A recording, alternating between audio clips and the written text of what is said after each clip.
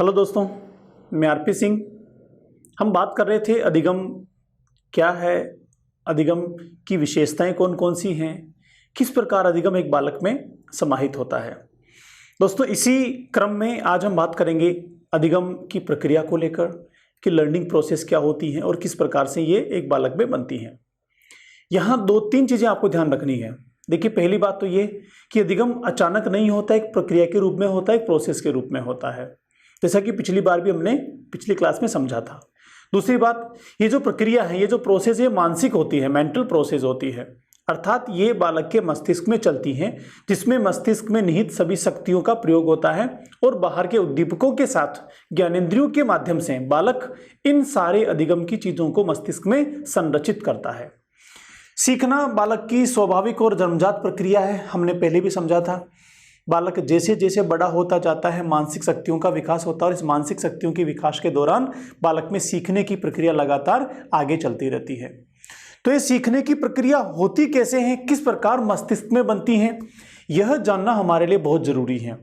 अगर हमने सीखने की प्रक्रिया के बारे में जान लिया तो हम बालकों में सीखने की प्रक्रिया को संचालित कर सकते हैं और उसको क्रियान्वित भी कर सकते हैं।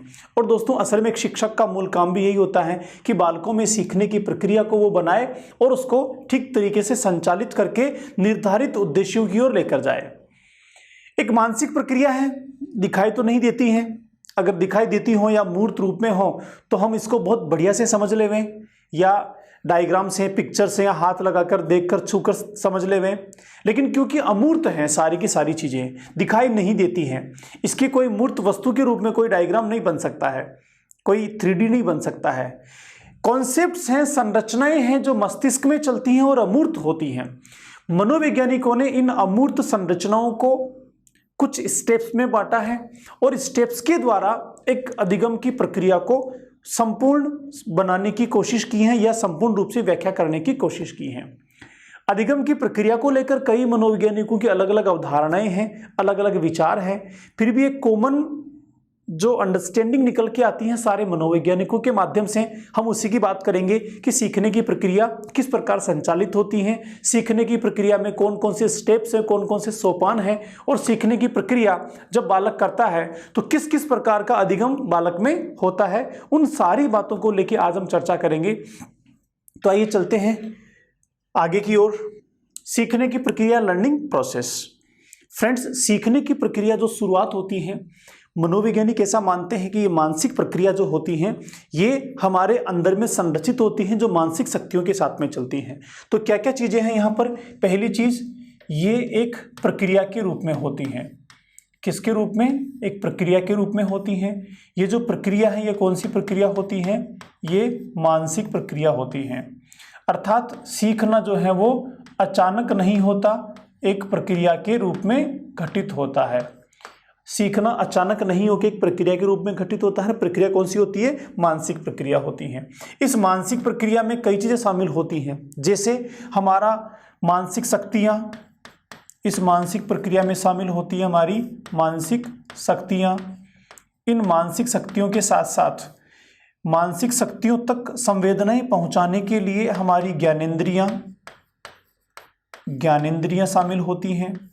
ज्ञानेंद्रियों के अतिरिक्त बाहरी उद्दीपक, या यूं कहें बाहरी उद्दीपक, या फिर हम इसको कह सकते हैं वातावरण, जो हमें सीखने के लिए विषय देता है, सीखने की बिंदु देता है, सीखने की कंटेंट अवेलेबल करवाता है। तो सीखना एक प्रक्रिया है, अचानक घटित नहीं होता है। प्रक्रिया कौन सी है? मानसिक प्रक्रिया है। इसमें क्या शामिल होते हैं? मानसिक शक्तियां शामिल होती हैं।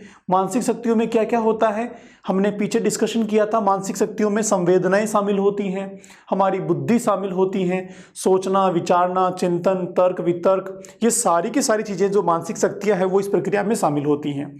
इन मानसिक शक्तियों को कंटेंट कहाँ से मिलता है? सूचनाएं कहाँ से मिलती हैं? संवेदनाएं कहाँ से मिलती हैं? वो ज्ञानेंद्रियों के माध्यम से मिलती हैं। ज्ञानेंद्रियां किससे प्राप्त करती हैं? ज्ञानेंद्रियां बाहरी उद्दीपकों और बाहरी वातावरण से इन चीज़ों को प्राप्त करती हैं।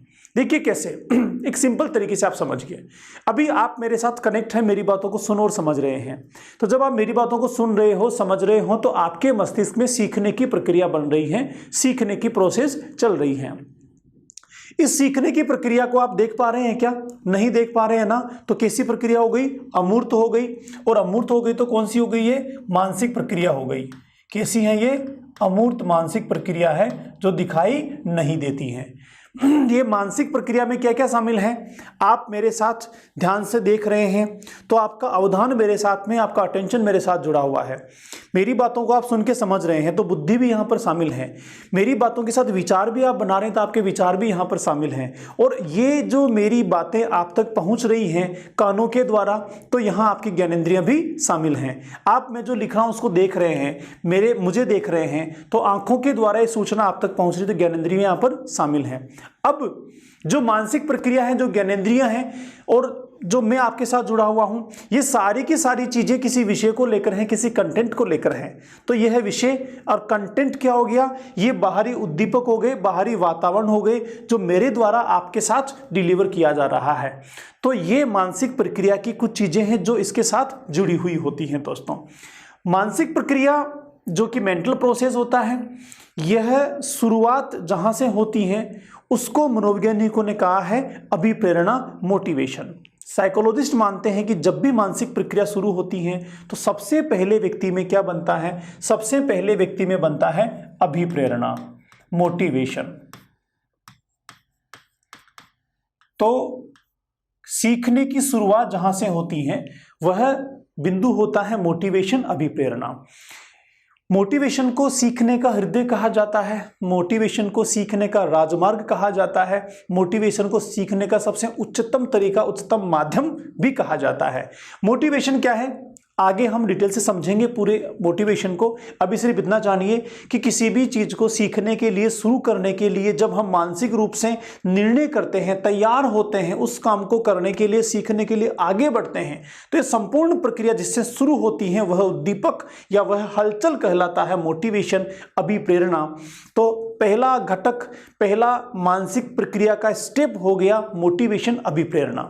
जब व्यक्ति मोटिवेट होता है, अभिप्रेरित होता है, तो अभिप्रेरित होने के बाद व्यक्ति क्या करता है? विभिन्न अनुक्रियाएं करता है। क्या करता है सर? व्यक्ति विभिन्न अनुक्रियाएं करता है। विभिन्न अनुक्रियाएं करता है। क्यों करता है विभिन्न अनुक्रियाएं? विभिन्न अनुक्रियाएं करता है जिस काम को करने के लिए मोटिवेट हुआ है, जिस काम को करने की उसमें अभिप्रेरणा बनी है, उसको करने के लिए, उस चीज को प्राप्त करने के लिए, उस लक्ष्य को प्राप्त करने के लिए क्या करता है? विभिन्न अनुक्रियाएं करता है। जब वह विभिन्न अनुक्रियाएं करता है तो अनुक्रियाएं करने के दौरान जब अनुक्रियाएं प्रॉपर रिजल्ट नहीं देती हैं, जब प्रॉपर रिजल्ट नहीं आते हैं तो वो देखता है कि क्यों प्रॉपर रिजल्ट नहीं आ रहे हैं, क्यों मेरी अनुक्रियाएं लक्ष्य तक नहीं पहुंच पा रही हैं। तो उसको समझ में आता है कि कुछ बाधाएं बीच में हैं, कुछ व्यवधान बीच में हैं, कुछ परेशानियां बीच में हैं। तो अगला चरण क्या होगा सीखने की प्रक्रिया का? सीखने की प्रक्रिया में आगे आएगी सर कुछ बाधाएं, बैरियर्स। जब व्यक्ति अभिप्रेरित होकर विभिन्न अनुक्रियाएं करता है तो अनुक्रियाएं करने के दौरान उसको क्या मिलती हैं? बाधाएं मिलती हैं, परेशानियां मिलती हैं, बैरियर्स मिलते हैं। इन बैरियर्स को दूर करने के लिए वो क्या करता है? और अनुक्रियाएं करता है। इन अनुक्रियाओं के दौरान क्या होता है? एक सही अनुक्रिया हो जाती है। क्या हो जाती है? सही अनुक्रिया हो जाती है। और इस सही अनुक्रिया से ये जो बाधा आ गई हैं सीखने की प्रक्रिया में, ये दूर हो जाती हैं। तो बाधाओं के बाद मानसिक या सीखने की प्रक्रिया में क्या हो जाएगा? अगला स्टेप हो जाएगा सही अनुक्रिया। सही अनुक्रिया। जब उसने सही अनुक्रिया की तो व्यक्ति को लगा कि वाह, मेरी बाधा दूर हो गई, मेरी समस्या दूर हो गई, और ये अनुक्रिया करने से मेरे को सीखने की प्रक्रिया आगे बढ़ रही है, मेरी बाधाएं दूर हो रही हैं। तो यह जो सही अनुक्रिया हुई, यह क्या करेगी? यह इसके लिए पुनर्बलन का काम करेगी। किसका काम करेगी सर? यह पुनर्बलन का काम करेगी, रीइंफोर्समेंट का काम करेगी। जो ही पुनर्बलन मिलेगा, इस पुनर्बलन के बाद वह इस अनुक्रिया को फिर से दोहराएगा, फिर से दोहराएगा, फिर से दोहराएगा, और लगातार लगातार अनुक्रिया होती रहेंगी। हर एक अनुक्रिया के दौरान वह कुछ गलतियां भी कर रहा है, कुछ नया भी सीख रहा है, उसमें पुनर्बलन भी मिल रहा है। तो इन सही अनुक्रियाओं के दौरान, गलतियां करने के दौरान उसमें क्या बन रहे? कई सारे अनुभव बन रहे हैं, कई सारे एक्सपीरियंसेस बन रहे हैं। तो लगातार जब पुनर्बलन वो कर रहा है, अनुक्रिया ही कर रहा है, तो क्या बन रहे हैं? उसमें अनुभव बन रहे हैं। और ये अनुभव जब कई सारे बन जाते हैं तो क्या कहलाता है दोस्तों? ये कहलाता है अनुभवों का संगठन, ऑर्गेनाइजेशन ऑफ एक्सपीरियंसेस। तो अगला हमारा आ जाएगा अनुभवों का संगठन। किसका संगठन? अनुभवों का संगठन। अनुभवों का संगठन, ऑर्गेनाइजेशन ऑफ एक्सपीरियंसेस। जब अनुभवों का संगठन हो जाएगा तो इस संगठन के परिणाम स्वरूप व्यक्ति को क्या मिल जाएगा? उसको उद्देश्य की प्राप्ति हो जाएगी, या उसको लक्ष्य जिसके लिए उसने सीखना शुरू किया था वह उसे मिल जाएगा। इस प्रकार जिस उद्देश्य के लिए, लक्ष्य के लिए उसने अभी प्रेरित होकर काम शुरू किया था वहां उसकी प्राप्ति हो जाएगी और सीखने का एक सर्कल, एक चक्र पूरा हो जाएगा। तो इस एक चक्र को संपूर्ण प्रक्रिया कहा जाता है जिसके द्वारा व्यक्ति सीखता है। एक बार फिर से देखते हैं। देखिए यहां पर पहला स्टेप क्या हो गया फ्रेंड्स? पहला हो गया मोटिवेशन, अभिप्रेरणा। अभिप्रेरणा के बाद दूसरा क्या हो गया बोलिए? विभिन्न अनुक्रियाएं, वेरियस रेस्पॉन्सेस। विभिन्न अनुक्रियाएं, वेरियस रेस्पॉन्सेस। किसके लिए अनुक्रिया कर रहा है वो? जिस चीज के लिए मोटिवेट हुआ उसको प्राप्त करने के लिए। इसी दौरान क्या मिलेगी उसको? विभिन्न बाधाएं मिलेगी मार्ग में। इन बाधाओं को दूर करने के लिए वह क्या करेगा? एक सही अनुक्रिया करेगा। इस सही अनुक्रिया से उसको क्या मिलेगा? उसको पुनर्बलन मिलेगा, और यह पुनर्बलन मिलेगा तो वो और काम करेगा और सीखने की प्रक्रिया आगे बढ़ाएगा। तो उससे क्या होगा? अनुभव मिलेंगे, और जब लगातार करेगा तो इन अनुभवों का एक संगठन बन जाएगा, और जब अनुभवों का संगठन बन जाएगा तो व्यक्ति को उद्देश्य की प्राप्ति हो जाएगी, या जिस लक्ष्य के लिए उसने सीखना शुरू किया था, प्रक्रिया को चालू किया था, वो उसको प्राप्त हो जाएगा। इस प्रकार एक सीखने की प्रक्रिया पूरी होती है। तो पहला स्टेप क्या हो गया भाई? पहला स्टेप हो गया सर मोटिवेशन, और मोटिवेशन के बाद अगला स्टेप क्या हो गया? मार्ग में बाधाएं। इसके बाद क्या हो गया? सही अनुक्रिया। इसके बाद क्या हो गया? रीइंफोर्समेंट, पुनर्बलन। फिर अनुभवों का संगठन, और फिर उद्देश्य की प्राप्ति। और इस प्रकार वापस से फिर किसी नए काम के लिए वह मोटिवेट हो जाएगा, और सीखने की प्रक्रिया लगातार उसमें चलती रहेगी। एक एग्जांपल लेके समझते हैं। जैसे अभी आप मेरे साथ जुड़े हुए हैं, मेरे साथ कनेक्टेड हैं, तो यहां पर आपने जब आपका मोबाइल चालू किया, लैपटॉप चालू किया, कोई भी सिस्टम चालू किया जहां आप मेरी क्लास को देख पा रहे हैं, तो यह चालू क्यों किया? यहां पर आप मेरे साथ जुड़ने के लिए आपका कोई ना कोई आवश्यकता थी, कोई ना कोई मोटिव था, अर्थात आप मोटिवेट हुए। चाहे आप आवश्यकता के लिए मोटिवेट हुए, आवश्यकता के कारण अभिप्रेरित हुए, या फिर उद्देश्य की प्राप्ति के लिए अभिप्रेरित हुए, जो भी हो आप मोटिवेट हुए, और मोटिवेट होने के बाद आपने सीखना शुरू किया, सीखने की प्रक्रिया को चालू किया। तो जब आप में मोटिवेशन हुआ तो यह मोटिवेशन क्या होगा? किसी भी प्रक्रिया को चालू करने के लिए पहला घटक होगा, पहला कारक होगा। अब मोटिवेट होने के बाद आपने शुरू किया, मान लीजिए एक रीट को लेके समझते हैं, रीट के एग्जांपल को लेके समझते हैं। रीट के लिए आपने सोचा कि मुझे शिक्षक बनना है। मेरा एक फ्रेंड है जो शिक्षक बन गया है पिछली भर्ती में, और जो ही शिक्षक बना है तो उसकी लाइफ में बदलाव आ गए हैं।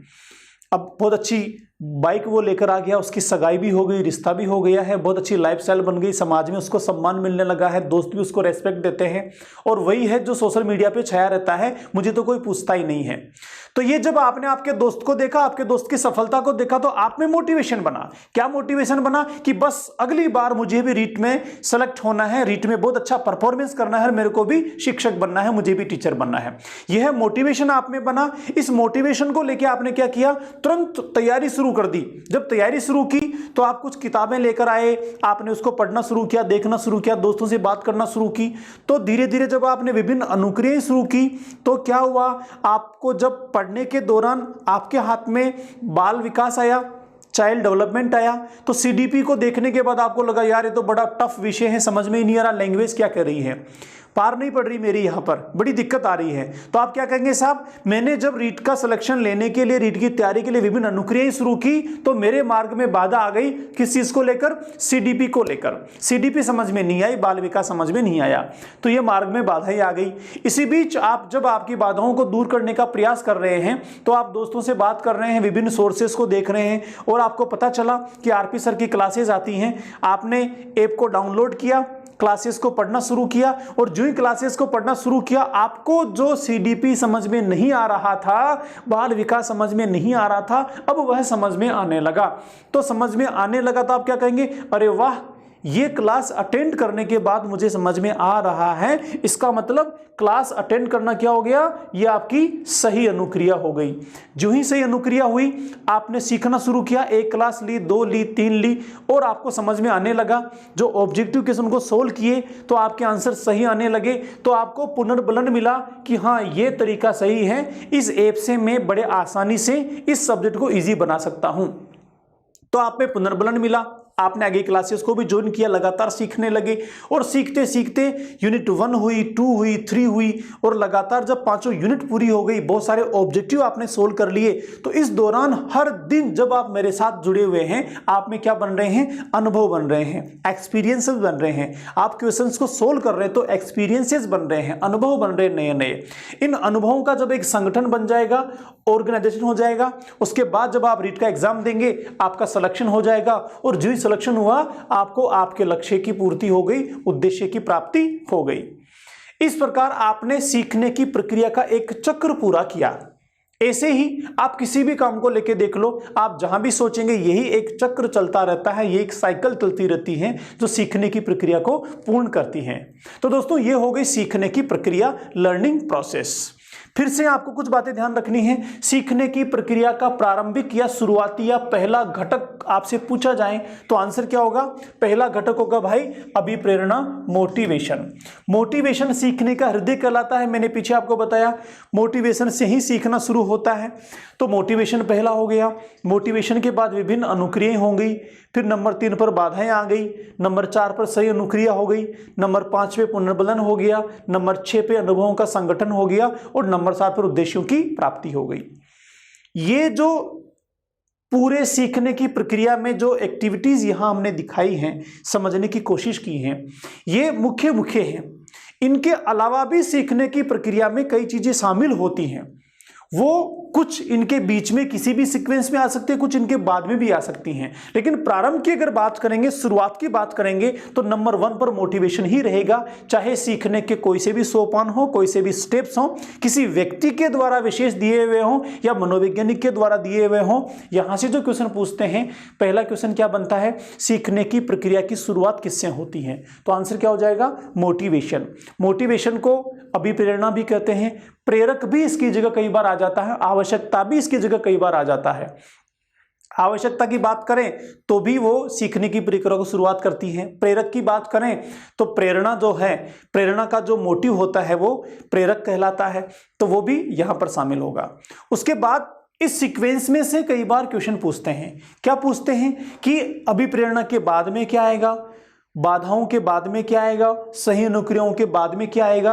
कई बार इन प्रक्रियाओं को अलग अलग बिखेर के टुकड़ों में पूछा जाता है और फिर आपसे पूछा जाता है कि इनको क्रमवार जमाइए, या फिर कौन सा क्रम है जहां पर सीखने की प्रक्रिया का एक सही क्रम है। इस तरह के क्वेश्चन ऐसे पूछे जाते हैं। तो ध्यान रखना है, शुरुआत कहां से होगी? मोटिवेशन से होगी। उसके बाद ये सीक्वेंस लगातार चलती रहेगी। कुछ डिफरेंसेस भी हैं सीक्वेंस में, आगे हम देखेंगे।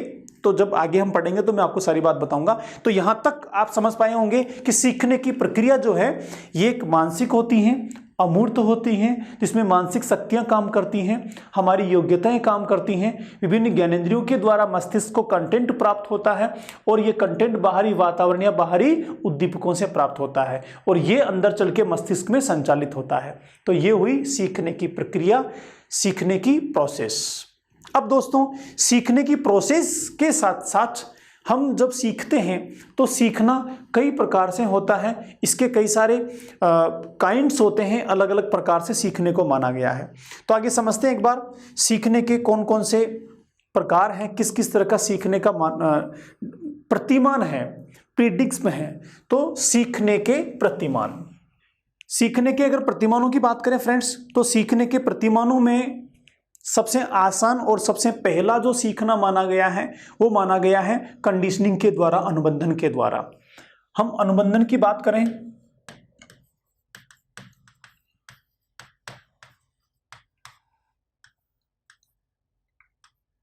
अनुबंधन भी फिर दो प्रकार का है। एक पहला है प्राचीन अनुबंधन, जिसको हम क्लासिकल लर्निंग कहते हैं। दूसरा इसी में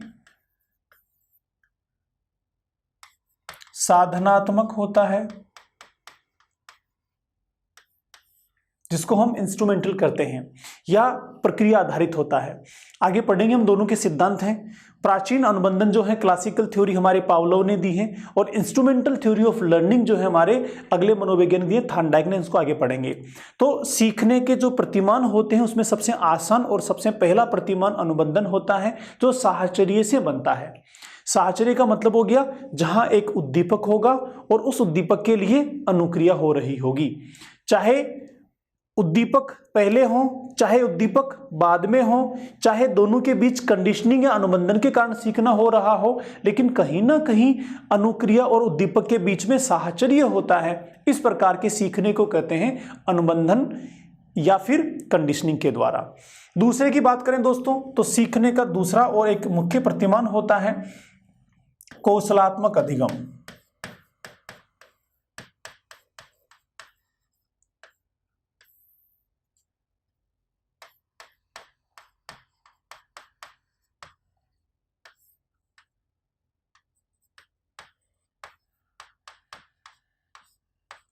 कौशलात्मक अधिगम या फिर गत्यात्मक अधिगम। कौशलात्मक अधिगम का मतलब इस प्रकार का अधिगम होता है जहां पर हम विभिन्न कौशलों को विकसित करते हैं, विभिन्न गतिविधियों के द्वारा, शारीरिक क्रियाओं के द्वारा जहां सीखते हैं वह गत्यात्मक अधिगम कहलाता है, या फिर जहां विभिन्न कौशल्स का, स्किल्स का डेवलपमेंट होता है वह कौशलात्मक अधिगम कहलाता है। देखो ये क्या होता है, जब भी किसी कुशलता को हासिल करते हैं तो वहां पर विभिन्न अनुक्रियाओं का एक सीक्वेंस होता है, विभिन्न अनुक्रियाओं का साहचर्य होता है, और विभिन्न अनुक्रियाओं का साहचर्य या फिर सीक्वेंस एक संगठन के रूप में बनते हैं। उसके बाद कोई ना कोई कुशलता बनती है, उसके बाद कोई ना कोई गत्यात्मक अधिगम हमारे अंदर आता है। देखो कैसे, जैसे मान लीजिए एक बालक साइकिल चलाना सीखता है, तो साइकिल चलाना क्या हो गया, जब वो साइकिल चलाना सीख लेता तब हम कहेंगे उसको में कुशलता आ गई। किसकी कुशलता आ गई? साइकिल को चलाने की कुशलता आ गई, साइकिल चलाने का कौशल बालक ने प्राप्त कर लिया। अब ये जो साइकिल चलाने का कौशल बालक ने प्राप्त किया, क्या यहां पर गतियां हो रही हैं फिजिकल? हाँ जी बिल्कुल, फिजिकल मूवमेंट यहां पर है, तो क्या कहेंगे? गत्यात्मक अधिगम उसको कहेंगे। अब यहां पर हुआ क्या, क्या अचानक एक ही दिन में साइकिल चलाना सीख लिया? जी नहीं, उसने पहले दिन साइकिल को सिर्फ एक जगह से आगे खिसका के दूसरी जगह रखा होगा, फिर 2 दिन 3 दिन 4 दिन 5 दिन 6 दिन लगातार कई सारे प्रयास किए होंगे, कई बार वो गिरा भी होगा, कई बार उठा भी होगा, एक संपूर्ण सीखने की प्रक्रिया वहां पर बनी होगी। इस सीखने की प्रक्रिया के द्वारा उसने सीखा। तो सीखने की प्रक्रिया के दौरान क्या हो रहा है, जो उसने पहले दिन सीखा वह कुशलता अगले दिन के सीखने में शामिल हो जाती है। अगले दिन फिर कुछ सीखा तो पहले के दिन की कुशलता, आज जो नहीं सीखा वो कुशलता एक और संगठन बन गया, फिर तीसरे दिन फिर सीखता है। ऐसे लगातार जो सीखता है, इन लगातार सीखने के दौरान जो उसमें कुशलताएं बन रही हैं उनका संगठन बनता है, साहचर्य बनता है, और इस प्रकार हम किसी भी क्षेत्र में या सीखने के किसी भी क्षेत्र में कुशलताओं को प्राप्त करते हैं। इसे कहते हैं कौशल प्राप्त करना या फिर कौशलात्मक अधिगम या फिर गत्यात्मक अधिगम। जैसे गिटार बजाना सीखते हैं, तैरना सीखते हैं, कार चलाना सीखते हैं, प्लेन चलाना सीखते हैं, एक मिस्त्री जो होता है वो इंजन को ठीक करता है, वहां पर काम करता है। तो विभिन्न मोमेंटम के द्वारा जहां शारीरिक गतियां होती हैं उसे गत्यात्मक अधिगम कहा जाता है, और जहां कौशलों की प्राप्ति होती है वहां कौशलात्मक अधिगम कहलाता है। दोस्तों यहां पर विभिन्न मांसपेशियों का भी कोऑर्डिनेशन होता है। जब आप साइकिल चलाना सीख रहे हैं तो आपके शरीर में जो मांसपेशियां उनका कोऑर्डिनेशन बनता है स्टेप बाय स्टेप, तब जाके हमें कोई ना कोई कौशल प्राप्त होते हैं। तो ये दूसरा प्रतिमान हो गया कौशलात्मक अधिगम। हम तीसरे प्रतिमान की ओर चलते हैं फ्रेंड्स। अधिगम का तीसरा प्रतिमान होता है शाब्दिक या वाचिक अधिगम। शाब्दिक या वाचिक अधिगम, इसको हम वर्बल लर्निंग भी कहते हैं। सीखने का वह प्रतिमान जहां पर विभिन्न शब्दों का, ध्वनियों का, उच्चारणों का, लिपियों का, चिन्हों का, संकेतकों का प्रयोग किया जाता है और इन सबके द्वारा सीखा जाता है, उस सीखने के प्रतिमान को कहा जाता है शाब्दिक या वाचिक अधिगम, वर्बल लर्निंग। जो क्लासरूम में सिखाया जाता है वो सारा का सारा कहीं ना कहीं शाब्दिक या वाचिक अधिगम होता है। दोस्तों अभी आप मेरे साथ कनेक्ट हैं, हम जो सीख रहे हैं ये भी कहीं ना कहीं इसमें बहुत ज़्यादा मात्रा शाब्दिक या वाचिक अधिगम की होती है। हम आगे चलते हैं चौथे प्रतिमान की ओर। तो चौथा प्रतिमान होता है दोस्तों समस्या समाधान अधिगम।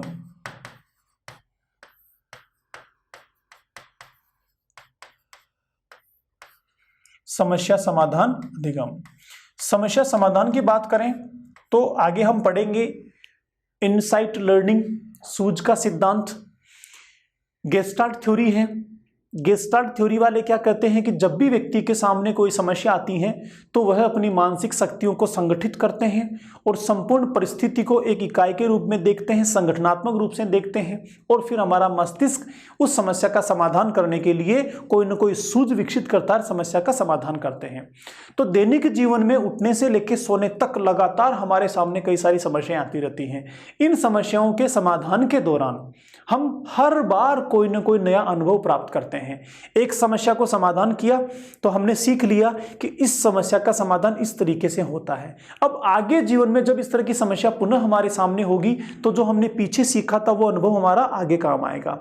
ऐसे लगातार जीवन में समस्याओं का समाधान करने के दौरान हम सीखते जाते हैं और इस प्रकार के अधिगम को कहा जाता है समस्या समाधान अधिगम या फिर प्रॉब्लम सॉल्विंग लर्निंग, जो लगातार हमारे जीवन का हिस्सा होता है। और समस्या समाधान अधिगम में सबसे ज्यादा मानसिक पक्ष का इस्तेमाल होता है, बुद्धि का इस्तेमाल होता है, चिंतन का इस्तेमाल होता है और तर्क वितर्कों का इस्तेमाल होता है, क्योंकि समस्या सामने है, समस्या मूर्त रूप से है, लेकिन उस मूर्त रूप से सामने उपस्थित समस्या का समाधान करने के लिए प्रोसेस तो मस्तिष्क में ही घटित होता है। प्रोसेस मस्तिष्क में घटित होता है, या फिर यूं कहें कि मस्तिष्क में ही एक विचार आता है, आइडियाज आते हैं, सूझ आते हैं, तो वो सब मस्तिष्क में बनता है। इसलिए समस्या समाधान जो है वो मस्तिष्क के साथ जुड़ा हुआ पहलू होता है। इसके अलावा हम नंबर 5 की बात करें, अगला जो सीखने का प्रतिमान होता है दोस्तों वो होता है संज्ञानात्मक प्रतिमान।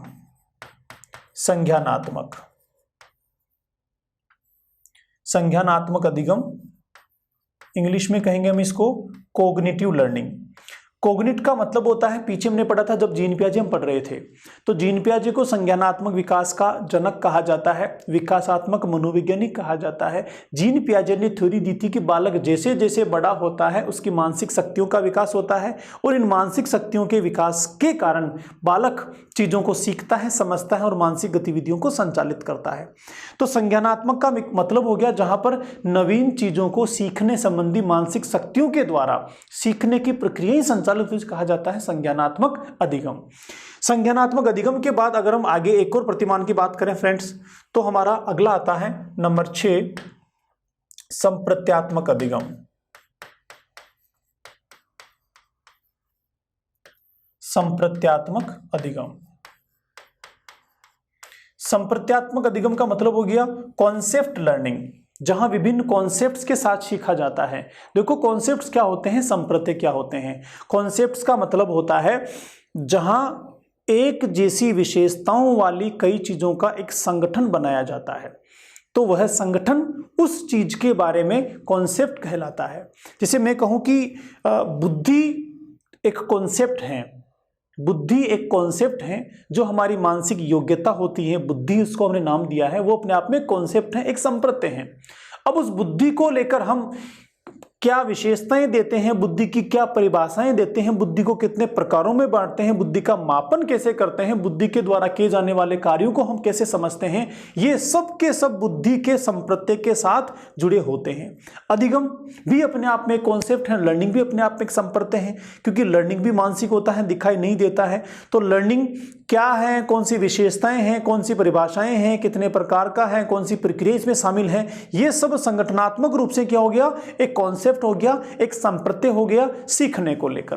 तो विभिन्न मानसिक प्रक्रियाएं जो दिखाई नहीं देती हैं, जो अमूर्त होती हैं, उन सब के बारे में जहां एक संगठनात्मक रूप से विशेषताओं को बताया जाता है या उनके बारे में जानकारियों को बताया जाता है, वो उसका संप्रत्यय कहलाता है। चाहे वो किसी वस्तु को लेकर हो, किसी स्थान को लेकर हो, मूर्त चीज को लेकर हो, अमूर्त को लेकर हो, जो मस्तिष्क में बनते हैं वो सारे के सारे संप्रत्यय कहलाते हैं। इन चीजों के द्वारा जब सिखाया जाता है या संप्रत्तियों के द्वारा सीखा जाता है तो दोस्तों वह कहलाता है संप्रत्यय अधिगम या फिर कॉन्सेप्ट लर्निंग। उसके बाद अगर हम आगे चलें तो और भी कई सारे सीखने के प्रकार हैं, कई सारे सीखने के अलग अलग आयाम हैं जो विभिन्न मनोवैज्ञानिकों ने दिए हैं और अलग अलग तरीकों से उनको समझाने की कोशिश की गई है। लेकिन कुछ मुख्य मुख्य प्रतिमान हैं जो हमने यहाँ पर डिस्कशन किए। एक बार फिर से रिवाइज करते हैं दोस्तों। पहला मैंने आपको बताया था अनुबंधन, कंडीशनिंग। कंडीशनिंग दो तरह की होती हैं, एक क्लासिकल, दूसरी साधनात्मक या इंस्ट्रूमेंटल। दोनों में उद्दीपक और अनुक्रियाएं होती हैं और दोनों के बीच साहचर्य होता है और इस प्रकार अनुबंधन होता है। अनुबंधन का परिणाम सीखना होता है। कौशलात्मक या गत्यात्मक, यहाँ पर क्या होता है, विभिन्न शारीरिक गतिविधियां शामिल होती हैं, फिजिकल एक्टिविटी शामिल होती हैं। विभिन्न कुशलताएं प्राप्त करते हुए विभिन्न गतियों के द्वारा जब सीखते हैं तो वो कौशलात्मक या गत्यात्मक अधिगम कहलाता है सर। शाब्दिक या वाचिक की बात करें तो शाब्दिक या वाचिक का मतलब हो गया जहां विभिन्न शब्दों के द्वारा, वचनों के द्वारा, चिन्हों के द्वारा, संकेतों के द्वारा सीखा जाता है, जहां पर किताबें शामिल होती हैं, वो सारा का सारा सीखना कहलाता है शाब्दिक या वाचिक अधिगम। और आगे चलें, समस्या समाधान अधिगम, तो हम दैनिक जीवन में विभिन्न समस्याओं का समाधान करने के दौरान जो सीखते हैं वह सीखना कहलाता है समस्या समाधान अधिगम, प्रॉब्लम सॉल्विंग लर्निंग। संज्ञानात्मक, कोग्निटिव हो गया। संज्ञानात्मक का मतलब हो गया विभिन्न मानसिक शक्तियों के द्वारा, संज्ञान के द्वारा जब सीखते हैं तो वह कहलाता है संज्ञानात्मक सीखना। संप्रत्यात्मक, जहां विभिन्न कॉन्सेप्ट्स के द्वारा सीखा जाता है वह कहलाता है कॉन्सेप्चुअल लर्निंग या फिर संप्रत्यात्मक अधिगम। नंबर 7 इसमें है प्रेक्षणात्मक अधिगम। प्रेक्षणात्मक, प्रेक्षणात्मक अधिगम, इसको प्रोजेक्टिव भी कहा जाता है। प्रेक्षणात्मक का मतलब हो गया जहां समाज में विभिन्न गतिविधियां होती हैं, विभिन्न उद्दीपक मौजूद होते हैं, विभिन्न व्यवहार और प्रभाव होते हैं। जब वो बाहरी प्रभाव और बाहरी व्यवहार, बाहरी उद्दीपक एक बालक पर या व्यक्ति पर प्रक्षेपित होते हैं, उनके प्रभाव बालक या व्यक्ति पर आते हैं और इसके दौरान जो अधिगम होता है वह कहलाता है प्रेक्षणात्मक अधिगम। आगे हम बांडुरा को पढ़ेंगे, ये बांडुरा का दिया हुआ थ्योरी है तो वहां डिटेल समझेंगे प्रेक्षणात्मक अधिगम असल में होता क्या है। पॉजिटिव लर्निंग भी इसको कहा जाता है। तो जब बाहरी परिस्थितियां, उद्दीपक, समाज के व्यवहार, ये सारी चीजें बालक पर प्रक्षेपित होती हैं और उनके द्वारा बालक सीखता है तो वह कहलाता है दोस्तों प्रेक्षणात्मक अधिगम। तो ये कुछ सीखने के या अधिगम के प्रतिमान हुए जिनको हमने रिसेंटली डिस्कशन किया दोस्तों। तो सीखने के प्रतिमान और सीखने की प्रक्रिया को हमने डिटेल से जाना। अब एक बार और डिटेल से समझते हैं आगे विशेष डिटेल्स के साथ। अधिगम की प्रक्रिया जिसको हमने पीछे समझा था, लर्निंग प्रोसेस, यहां पर 7 घटक हैं जो मिलकर अधिगम की प्रक्रिया को पूरा करते हैं। पहला नंबर 1 हो गया इसमें अभिप्रेरणा, मोटिवेशन।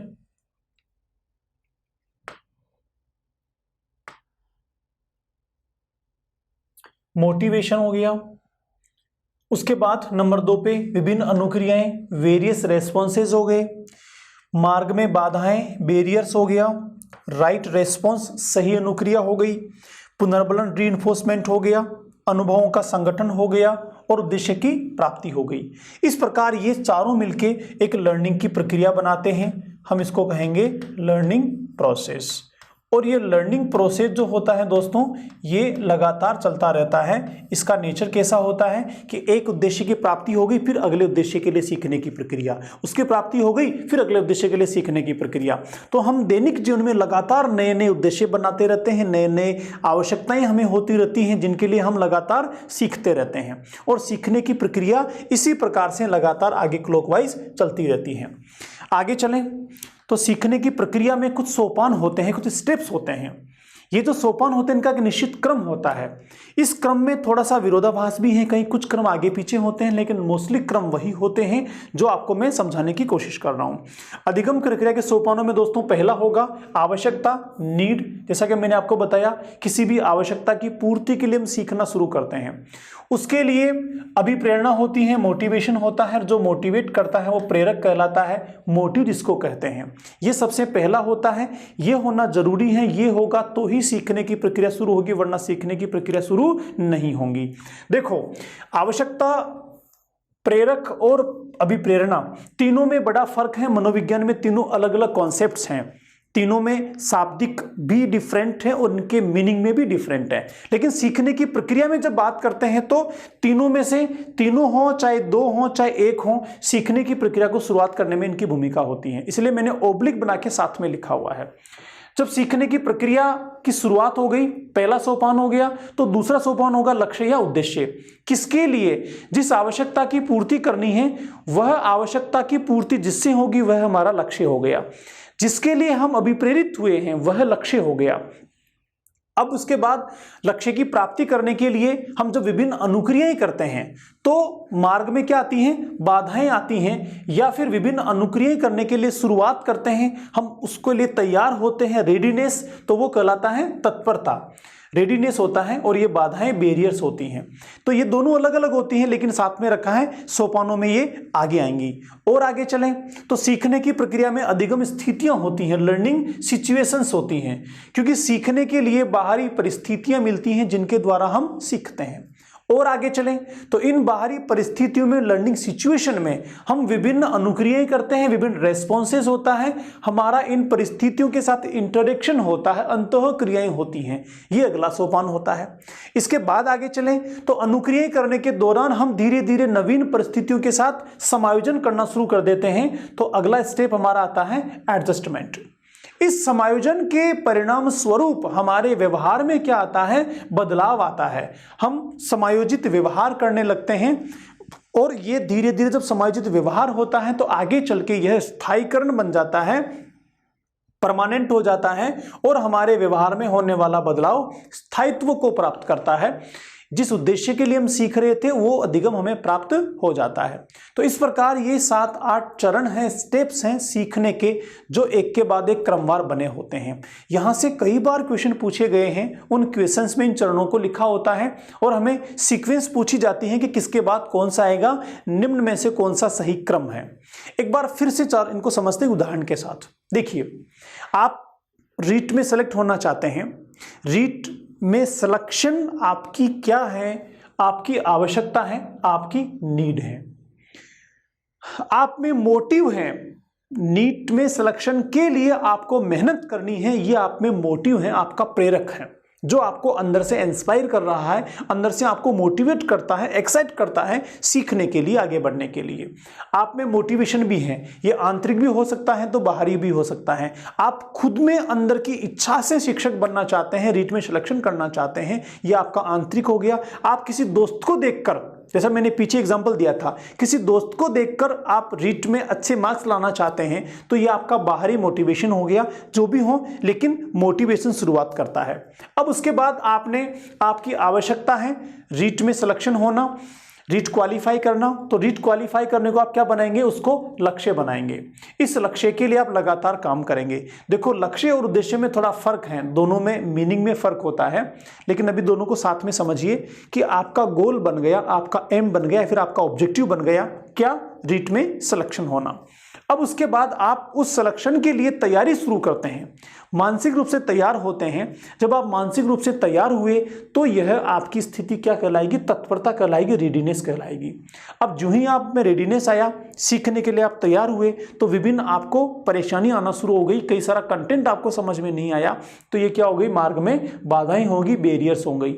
अब आप क्या करेंगे? जब आप मार्ग में बाधाएं आपके आ रही हैं, जब आप तत्पर हैं सीखने के लिए, इसी दौरान ये जो मार्ग में बाधाएं हैं, जो आप तत्पर होकर बाहर गतिविधियां कर रहे हैं, ये किसके साथ हो रही हैं? बाहरी परिस्थितियों के साथ हो रही हैं। अभी आप मेरे साथ हैं, मान लीजिए, तो मैं आपके साथ एटमॉस्फेयर बना रहा हूं सीखने का। ये क्या है? अधिगम की परिस्थितियां हैं। आप जब कमरे में खुद अकेले पढ़ते हैं तो वहां पर आपकी बुक्स रखी हुई हैं, आपके पास क्या कंटेंट है, क्या नोट्स हैं, किस तरीके से आप सीख रहे हैं, रूम की स्थितियां कैसी हैं, ये सारा का सारा क्या हो गया? सीखने की स्थितियां हो गई। उसके अंदर खुद शिक्षार्थी भी शामिल होता है, उसके अलावा बाहरी संसाधन भी शामिल होते हैं, जिन माध्यमों से सीख रहा है वो भी शामिल होते हैं। संपूर्ण प्रक्रिया में, सीखने की प्रक्रिया में अधिगमकर्ता के अतिरिक्त जो भी चीजें हैं वो सब की सब सीखने की स्थितियां कहलाती हैं, लर्निंग सिचुएशंस कहलाती है दोस्तों। कई बार लर्निंग सिचुएशन, सीखने की स्थिति इतनी बढ़िया होती है कि हम जो भी सीखते हैं तुरंत हमें फटाफट याद हो जाता है। कई बार सीखने की परिस्थितियां ऐसी विपरीत होती हैं कि बहुत प्रयास करने के बाद भी हम नहीं सीख पाते हैं। तो ये कहलाती है सीखने की परिस्थितियां, जिनके बीच में रहकर एक अधिगमकर्ता सीख रहा होता है या फिर आप रीट की तैयारी कर रहे होते हैं। अब जब आप सीखने की परिस्थितियों में हैं तो वहां पर कई सारी गतिविधियां हो रही हैं। क्या आप पढ़ भी रहे हैं, लिख भी रहे हैं, रिवाइज भी कर रहे हैं, आप चैनल को भी देख रहे हैं, चीज़ों को समझ भी रहे हैं, टेस्ट भी दे रहे हैं, दोस्तों के साथ डिस्कशन भी कर रहे हैं और नई बुक्स भी लेके आ रहे हैं। ये सारी की सारी क्या है? विभिन्न अनुक्रियाएं हैं, रेस्पॉन्सेज हैं। किसके द्वारा हो रही हैं? अधिगमकर्ता के द्वारा हो रही हैं। क्यों हो रही हैं? इन आवश्यकताओं की पूर्ति के लिए हो रही है, जिसके लिए मोटिवेट हुआ है उसको करने के लिए हो रही होती हैं। जब अनुक्रियाएं करता है तो अनुक्रियाएं करने के दौरान क्या होता है? धीरे धीरे धीरे जो परिस्थितियां होती हैं उन परिस्थितियों के साथ एडजस्ट होने के लिए अनुक्रियाएं करता है। सीधी भाषा में समझो, जो कंटेंट आपको नहीं आता उसको याद करने के लिए, उसको सीखने के लिए अनुक्रियाएं करते हैं। तो जब आप धीरे धीरे 1 बार 2 बार 3 बार 4 बार करते हैं और आप सीख जाते हैं तो क्या कहेंगे? हाँ, अब मेरा समायोजन हो गया है इस कंटेंट के साथ, मैं इसके साथ एडजस्ट हो गया हूं। ये सीखने की प्रक्रिया में समायोजन हो गया। जब समायोजन हो गया तो अब जो क्वेश्चंस आपको कल तक उस कंटेंट को लेकर नहीं आते थे, अब वह आपको आने लगे हैं। उसमें से जो भी आपको पूछा जाए आप उसका आंसर देने के लिए तैयार हैं। इसका मतलब क्या हो गया? आपके व्यवहार में बदलाव आ गया, परिवर्तन आ गया। कल तक सीखने की प्रक्रिया को लेकर जो क्वेश्चंस थे हम सोल्व नहीं कर पाते थे, लेकिन अब उनको सोल्व कर पाते हैं। तो क्या हो गया भाई? ये आपके व्यवहार में परिवर्तन हो गया। और जब इसको आप कुछ दिनों तक रिवाइज करेंगे तो धीरे धीरे क्या हो जाएगा? यह जो आपने सीखा, यह जो आपके व्यवहार में परिवर्तन आया, अब जो आप क्वेश्चंस के आंसर देने लगे हो, यह जो आप में कुशलता बनी है, यह धीरे धीरे धीरे लगातार करने के बाद क्या हो जाएगी? परमानेंट हो जाएगी, यह स्थायीकरण में चली जाएगी। और उसके बाद आप कहेंगे कि हाँ, ये टॉपिक तो मेरा क्लियर है, आप कहीं से कुछ भी पूछ लो, मुझे सारा का सारा समझ में आ गया और मुझे सारा का सारा आता भी है। तो ये कुछ स्टेप्स हो गए जिसके द्वारा सीखने की प्रक्रिया आगे चलती है। आगे चलते हैं नेक्स्ट।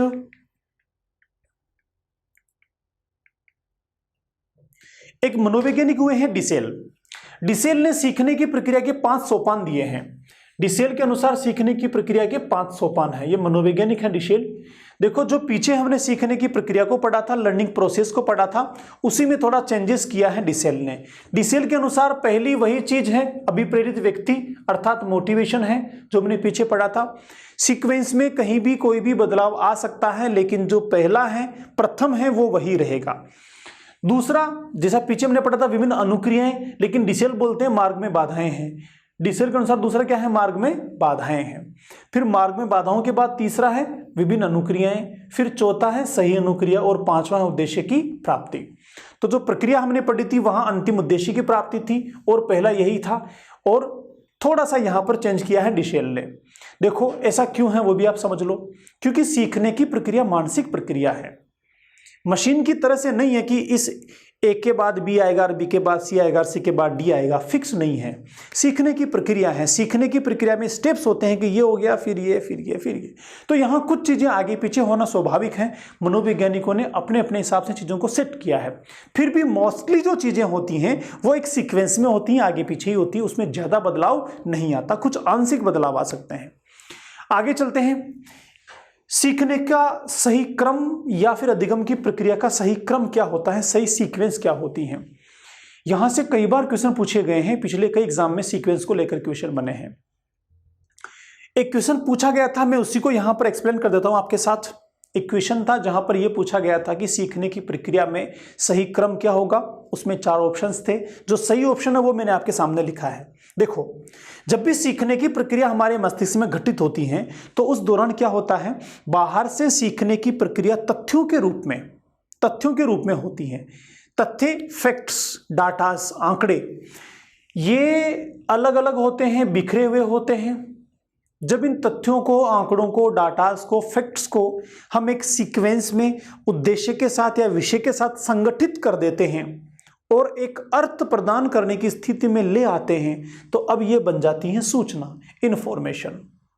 तो पहले तथ्य होंगे और तथ्य के बाद में ही सूचना होगी।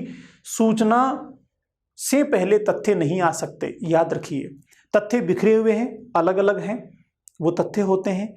जो डाटास हो सकते हैं, आंकड़े हो सकते हैं, फैक्ट्स हो सकते हैं, जब उनको एक उद्देश्य के साथ, विषय के साथ एक सीक्वेंस में जोड़ दिया जाता है और वह अर्थ प्रदान करने लगता है, तो वह बन जाती है सूचना, इंफॉर्मेशन। जब सूचना, इंफॉर्मेशन बाहर होती हैं तो यह सूचना या इंफॉर्मेशन हमारे मस्तिष्क में पहुंचती हैं और हमारे मस्तिष्क में जाने के बाद इससे हमें क्या मिलता है, ज्ञान मिलता है, नॉलेज मिलता है। सीखने का जो एक प्रोसेस होता है मस्तिष्क में, उसमें सबसे पहला बुनियादी जो नीचे का काम होता है वो होता है नॉलेज। नॉलेज में क्या होता है, नॉलेज में केवल बाहरी सूचनाएं, आंकड़े, तथ्य या इंफॉर्मेशन हमारे मस्तिष्क में कंटेंट के रूप में जाते हैं। तो जो कंटेंट के रूप में गए, यह इसका पहला स्टेप होता है मस्तिष्क में सीखने का, और इसे कहा जाता है नॉलेज। हम कहेंगे साहब मुझे नॉलेज है कि देश में कितने राज्य हैं, मुझे नॉलेज है हमारे देश के राष्ट्रपति का नाम क्या है, प्रधानमंत्री का नाम क्या है। तो इतनी सी चीज पता है तो वो होगा नॉलेज। नॉलेज कहां से बना, सूचनाओं से बना। सूचनाएं कहां से बनी, तथ्यों से बनी। अब जिस चीज का नॉलेज है, जानकारी है, ज्ञान है, उस नॉलेज, ज्ञान या जानकारी को हम हमारी बुद्धि के साथ, हमारी समझ के साथ, पूर्व अनुभवों के साथ जब संरचित करते हैं, इंटरेक्ट करते हैं मस्तिष्क में, तो उस ज्ञान से हमारे मस्तिष्क में समझ का विकास होता है, अंडरस्टैंडिंग डेवलप होती है, बोध का निर्माण होता है। तो बोध किसके बाद आएगा, ज्ञान के बाद आएगा। ज्ञान होगा तो जाके बोध होगा, वरना बोध नहीं हो पाएगा। और जिस चीज का हमें बोध है, जिसकी अंडरस्टैंडिंग हमें हो गई है, हम उसको उपयोग में ले सकते हैं, वह हमारे प्रज्ञान का हिस्सा बन जाता है। तो एक सीक्वेंस है, इसमें कोई चीज अपने स्थान से पहले नहीं जा सकती। बीच में कुछ आ सकता है, बीच में कुछ आ सकता है, लेकिन इनके बाद ये, इसके बाद ये, इसके बाद ये सीक्वेंस ऐसी ही रहेगी। एक बार फिर से रिपीट कर देता हूं। देखो, इस तरह के क्वेश्चंस आप इजीली सोल्व कर पाएंगे, लेकिन कब कर पाएंगे, जब जो वर्ड्स दिए होंगे, जो शब्दावली आपको दी होगी, उसका मीन आपको पता होगा। अभी ये सब सीक्वेंस कब बनी, जब हमें तथ्य क्या होते हैं यह पता है, सूचना क्या है यह पता है, ज्ञान क्या है यह पता है, बोध क्या है यह पता है, प्रज्ञान क्या है यह जानते हैं। जब इन वर्ड्स को हम समझते हैं, वर्ड्स के बारे में सही जानकारी हमारे अंदर है, तो फिर हम इनको सीक्वेंस में जमा लेंगे। अगर वर्ड्स के बारे में सही जानकारी हमें नहीं है तो फिर सीक्वेंस में जमाना आसान नहीं है, क्योंकि ये तो वो चीजें हैं जो पूछी गई, मैं आपको व्याख्या कर रहा हूं। अब जब क्वेश्चन पूछा जाएगा ना आपसे, ये इस क्रम में नहीं होंगे, ये शब्द भी नहीं होंगे, इनमें से 2-3 शब्द होंगे, बाकी नए शब्द जोड़ दिए जाएंगे। तो जो नए शब्द आपको दिखेंगे ना, अगर उनका सही मीन आपको पता है तो आप बोल देंगे हाँ ये तो इसके बाद आएगा और ये इसके पहले आएगा। तो इस तरह के क्वेश्चंस को सोल्व करने के लिए आप में वोकेब डेवलप होने की आवश्यकता है और वोकेब को लेकर समझ विकसित होने की आवश्यकता है। मनोविज्ञान में मैंने आपको पहले भी कहा था, साइकोलॉजी में शब्दों का खेल है। अगर हम शब्दों को समझने लग गए, टर्मिनोलॉजी हमारी समझ बन गई टर्मिनोलॉजी को लेकर, तो हम क्वेश्चंस को समझ लेंगे और क्वेश्चंस को समझ लेंगे तो आंसर 100% सही होगा। कोई चैलेंज ही नहीं है। चैलेंज सिर्फ यह है हमारे सब्जेक्ट में कि हम क्वेश्चंस को नहीं समझ पाते हैं, शब्दावली को नहीं समझ पाते हैं। तो एक बार आपको समझने की आवश्यकता है। आगे चलते हैं। दूसरा है आवश्यकता। हमने पीछे पढ़ा नीड, किसी भी नीड होती है, उस नीड को पूरा करने के लिए जो हमारे मस्तिष्क में हलचल बनती है, उत्तेजना बनती है, मानसिक रूप से हम तैयार होते हैं, उसे कहा जाता है तत्परता, रेडीनेस। और उसके बाद जो तत्परता बनी, जो रेडीनेस बनी, वो किसी बाहरी उद्दीपक के प्रति, बाहरी स्थिति के प्रति गतिविधि करती है, तो उसके बाद क्या आ जाएगा, स्थिति आ जाएगी। और उसके बाद हम अंतः क्रिया करेंगे, इंटरेक्शन करेंगे। किस किस के बीच इंटरेक्शन होगा, बाहरी स्थिति के बीच और हमारे मस्तिष्क में बनने वाली तत्परता के बीच, हमारी मानसिक गतिविधियों के बीच। जैसे आपने किताब खोली, किताब आपके सामने है, तो किताब तो क्या हो गई, बाहरी स्थिति हो गई। किताब को पढ़ रहे हैं, किताब के कंटेंट को आप सीख रहे हैं, तो आपका मस्तिष्क एक, किताब दो, इन दोनों के बीच क्या चल रहा है, इन दोनों के बीच प्रोसेस चल रहा है, प्रक्रिया चल रही है। और ये जो प्रोसेस, ये प्रक्रिया है, आपको दिखाई नहीं दे रही है, इसीलिए क्या कहेंगे, अंतः क्रिया कहेंगे। इंटरेक्शन, क्रिया तो है लेकिन दिखाई नहीं देती, इसलिए क्या कहेंगे, इसको अंतः क्रिया कहेंगे, इंटरेक्शंस कहेंगे। तो ध्यान रहे, सबसे पहले आवश्यकता होगी, आवश्यकता के कारण तत्परता बनेगी, तत्परता के द्वारा हम बाहरी परिस्थितियों के साथ इंटरेक्शन करना शुरू करेंगे। और जब हम खुद बाहरी परिस्थितियों से जुड़ रहे हैं तो क्या शुरू हो जाएगा, अंतः क्रिया शुरू हो जाएगी। अंतः क्रिया बिना स्थिति के नहीं हो सकती है, और बिना तत्परता की स्थिति नहीं हो सकती है, और बिना आवश्यकता की तत्परता भी नहीं हो सकती। तो सीक्वेंस है। लास्ट हमारा प्रेरक, मोटिव जो है, प्रेरक होता है, मोटिव होता है। किसके लिए मोटिव होता है, किसी लक्ष्य के लिए। लक्ष्य की प्राप्ति के बाद परिणाम क्या होता है, परिणाम होता है समायोजन, एडजस्टमेंट होता है। और समायोजन से क्या निकलते हैं, परिवर्तन होते हैं, बदलाव होते हैं। तो सबसे पहले प्रेरक ही होगा, प्रेरक के बाद अगला होगा लक्ष्य, और लक्ष्य के बाद होगा परिवर्तन, समायोजन, और समायोजन का रिजल्ट हो जाएगा परिवर्तन। तो एक सीक्वेंस रहेगा इसी क्रम में, जैसे मैंने आपको बताने की कोशिश की है। नेक्स्ट, अधिगम के प्रतिमान, जैसा कि हमने पीछे डिस्कशन किया था। अधिगम के प्रतिमानों में पहला है दोस्तों गत्यात्मक या कौशल अधिगम। पीछे हमने समझा है स्किल लर्निंग। यहां पर क्या होता है, एक बार देखते हैं। विभिन्न क्रियाओं के माध्यम से सीखना या गति करके सीखना, जैसे साइकिल चलाना, वाद्य यंत्र बजाना, तैरना, इन सब के द्वारा हम कुशलताएं प्राप्त करते हैं या फिर गतियों के द्वारा सीखते हैं। इस प्रकार का अधिगम कहलाता है गत्यात्मक अधिगम या फिर कौशलात्मक अधिगम। कई बार पूछा जाता है, एक बच्चा तैरना सीखता है, कौन सा कौशल हो गया, कौन सी गतिविधि हो गई, या फिर कौन सा सीखना हो गया। दूसरा है भाई शाब्दिक या वाचिक अधिगम, वर्बल लर्निंग, जहां विभिन्न शब्दों के द्वारा, चित्रों के द्वारा, संकेतों के द्वारा बोलकर, सुनकर सीखना शाब्दिक अधिगम कहलाता है। जैसा कि मैंने अभी डिस्कशन किया आपके साथ, हम जो सीख रहे हैं वो कौन सा है, या शाब्दिक या वाचिक अधिगम है। यहाँ आप मेरे शब्दों को समझ रहे हैं, मेरे साउंड्स के साथ भी जुड़े हुए हैं, और जो कंटेंट यहाँ पर दिख रहा है उसके साथ भी जुड़े हुए हैं। तीसरा है समस्या समाधान अधिगम, प्रॉब्लम सोल्विंग लर्निंग, समस्याओं के समाधान के दौरान प्राप्त अधिगम को समस्या समाधान अधिगम कहते हैं। जैसे प्रयत्न व भूल का सिद्धांत, अंतर्दृष्टि या सूझ का सिद्धांत। तो ये हमारे 3 हो गए सीखने के प्रतिमान। चौथा है अनुबंधन अधिगम, कंडीशनल लर्निंग। कंडीशनल लर्निंग 2 तरह की होती है, मैंने आपको बताया। पहला होता है प्राचीन अनुबंधन, क्लासिकल कंडीशनिंग कहते हैं, पावलोव वाला। दूसरा है क्रियात्मक साधनात्मक अनुबंधन। उसके बाद अगला होता है हमारा प्रेक्षणात्मक अधिगम, ऑब्जर्वेशनल लर्निंग, जहां पर क्या होता है, चीजों को ऑब्जर्व करके हम सीखते हैं। समाज में होने वाली विभिन्न गतिविधियों को, घटनाओं को हम देखते हैं और देखने से हम उनको सीखते हैं। इसके साथ साथ वो जो चीजें हैं, जो घटनाएं हैं, जो उद्दीपक बाहर हैं, वो हमारे ऊपर प्रभाव डालते हैं, जिससे हम सीखते हैं। इस प्रकार के सीखने को कहा जाता है प्रेक्षणात्मक लर्निंग, ऑब्जर्वेशनल लर्निंग। अगला है संज्ञानात्मक अधिगम, कोग्निटिव लर्निंग, जहां संज्ञान के द्वारा सीखा जाता है वो संज्ञानात्मक अधिगम कहलाता है। And last is concept learning, संप्रत्यात्मक अधिगम, जहां विभिन्न संप्रत्तियों के द्वारा सीखा जाता है वह कहलाता है संप्रत्यात्मक अधिगम। तो फ्रेंड्स, हमने आज की क्लास में जाना सीखने की प्रक्रिया को लेकर कि सीखने की प्रक्रिया कैसे होती है, सीखने की प्रक्रिया के सोपान कौन कौन से होते हैं, डिसेल ने कौन से सोपान दिए हैं, और एक सही क्रम क्या होता है सीखने की प्रक्रिया के दौरान। उसके बाद हमने जाना सीखने के विभिन्न प्रतिमानों को लेकर कि कौन कौन से ऐसे मुख्य प्रतिमान हैं जो हमारे सीखने सिखाने में हमें दैनिक जीवन में या फिर कक्षों में अक्सर हमारा जिनसे वास्ता होता है, जिनके द्वारा हम बच्चों को सिखाते हैं या फिर हम खुद भी सीखते हैं।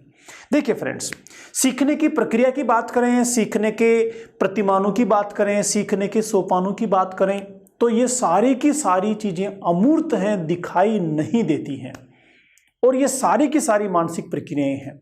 इन सबका संबंध संज्ञानात्मक और बौद्धिक गतिविधियों के साथ होता है, मानसिक क्षमताओं के साथ होता है, वंशानुक्रमीय गुणों के साथ होता है, कुशलताओं के साथ होता है। और ये सब की सब कब बनती हैं? जब हम बाहर वातावरण में विभिन्न परिस्थितियों को देखते हैं, उद्दीपकों को देखते हैं, विभिन्न घटनाओं को देखते हैं और उनके साथ हमारा इंटरेक्शन होता है। तो इन सारी चीज़ों के साथ अमूर्त घटनाएं होती हैं, अमूर्त प्रक्रियाएं होती हैं, अमूर्त प्रोसेस होते हैं जो दिखाई नहीं देते हैं।